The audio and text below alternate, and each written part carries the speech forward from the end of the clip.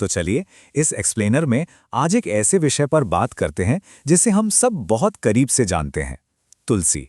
सदियों से हमारे घरों के आंगन में इसकी जो पूजा होती आई है, आज उस आस्था के पीछे छिपे ठोस और प्रमाणित विज्ञान को समझने का समय आ गया है।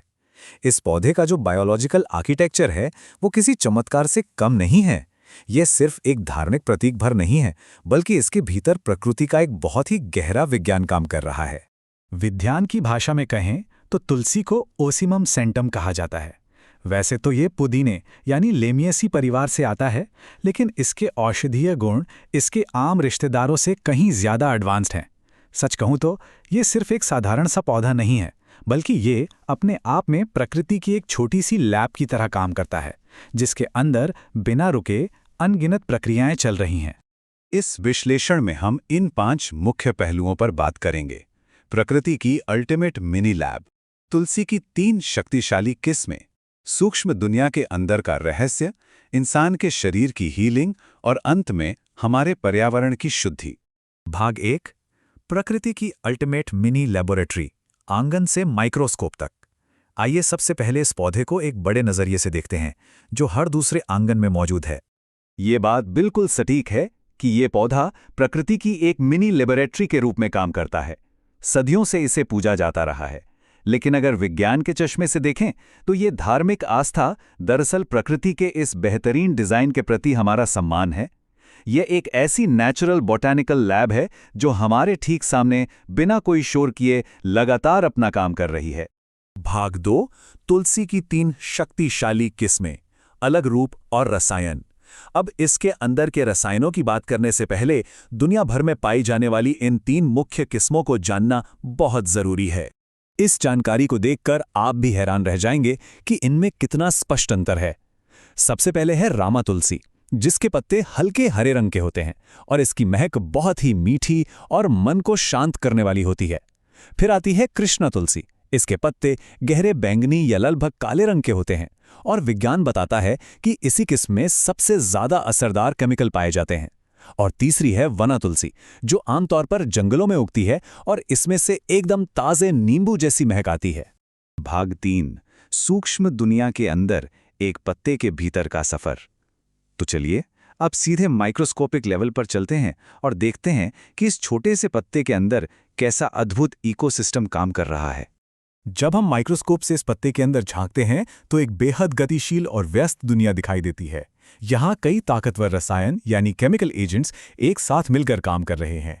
यकीन मानिए, ये कोई जादू नहीं है, बल्कि एक परफेक्ट बायोलॉजिकल मशीनरी है जो तुलसी को उसके चमत्कारी गुण देती है। इस पूरे बायोलॉजिकल सिस्टम को चलाने वाले 4 मुख्य एक्टिव कंपाउंड्स हैं जिन पर हमारा ध्यान होना चाहिए। ये हैं यूजेनॉल, उर्सोलिक एसिड, रोजमैरिनिक एसिड और लिनालोल। यही वे महत्वपूर्ण रसायन हैं जो मिलकर तुलसी को उसकी खास महक और हीलिंग पावर दोनों देते हैं। यहाँ समझने वाली सबसे बड़ी बात यह है कि जब इन रसायनों को शरीर में लिया जाता है तो ये एडाप्टोजेन की तरह काम करते हैं। अब ये एडाप्टोजेन क्या है? दरअसल ये ऐसे प्राकृतिक पदार्थ होते हैं जो हमारे बायोलॉजिकल सिस्टम को तनाव यानी स्ट्रेस को मैनेज करने में मदद करते हैं। आसान शब्दों में कहें तो चाहे बाहर का तनाव कैसा भी हो, ये हमारे शरीर के अंदर की प्रक्रियाओं को बिल्कुल नॉर्मल और बैलेंस रखने का काम करते हैं। भाग 4, मानव शरीर की हीलिंग, रासायनिक रक्षा प्रणाली। अब अगर वापस मानव शरीर की ओर लौटें तो यह देखना बहुत ही दिलचस्प है कि कैसे ये सूक्ष्म रसायन शरीर को अंदर से प्रोटेक्ट करते हैं। ये पूरा डिफेंस सिस्टम किसी जंग की तरह काम करता है। एक तरफ खतरे हैं, हानिकारक बैक्टीरिया, फंगस और तनाव बढ़ाने वाला हार्मोन कॉर्टिसोल, और दूसरी तरफ है हमारा डिफेंस। इसमें मौजूद यूजेनॉल रसायन किसी भी बैक्टीरिया या फंगस को करीब आने से पहले ही मार गिराता है। और जो एडाप्टोजेंस हैं वे दिमाग में कॉर्टिसोल हार्मोन को कम कर देते हैं, जिससे हमारी इम्यूनिटी यानी बीमारियों से लड़ने की ताकत कई गुना बढ़ जाती है। और बात यहीं खत्म नहीं होती। उर्सुलिक और रोजमेरिनिक एसिड एक बहुत ही सोचे समझे क्रम में काम करते हैं। जैसे ही ये सिस्टम में एंट्री लेते हैं, शरीर की अंदरूनी सूजन को तेजी से कम करना शुरू कर देते हैं। जब ये सूजन कम हो जाती है तो खतरनाक वायरसों से लड़ने के लिए शरीर के अंदर एक बेहद मजबूत बायोलॉजिकल शील्ड तैयार हो जाती है, बिल्कुल एक एडवांस सिक्योरिटी सिस्टम की तरह। भाग 5, पर्यावरण की शुद्धि, मैक्रो स्तर पर प्रभाव। अंत में माइक्रो लेवल से वापस बड़े स्तर पर चलते हैं, क्योंकि इस पौधे का कमाल सिर्फ शरीर के अंदर तक सीमित नहीं है।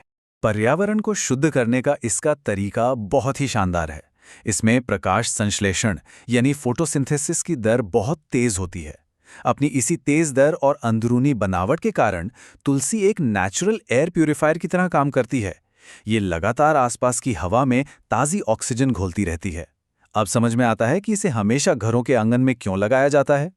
तो कुल मिलाकर बात यह है कि जिस पौधे को हम अक्सर सिर्फ एक धार्मिक आस्था का प्रतीक मान लेते हैं, वैज्ञानिक रूप से यह साबित हो चुका है कि वो हमारे शरीर और पर्यावरण दोनों को दुरुस्त रखने का एक बेहतरीन टूल है। ये प्रकृति द्वारा डिजाइन की गई एक मास्टरपीस रचना है, जो बिना किसी रुकावट के एकदम फ्लॉलेस तरीके से काम कर रही है। और इस चर्चा के अंत में एक बहुत ही गहरा सवाल हम सबके सोचने के लिए छूट जाता है। जरा सोचिए, अगर एक छोटे से पत्ते और एक साधारण से दिखने वाले पौधे में इतनी एडवांस वैज्ञानिक संरचना हो सकती है, तो हमारे आसपास इस प्रकृति में और कौन-कौन सी अद्भुत प्रयोगशालाएं छिपी हुई हैं जिन्हें शायद अभी तक हमने समझा ही नहीं है। ये वाकई हमें प्रकृति को एक बिल्कुल नए नजरिए से देखने के लिए मजबूर कर देता है।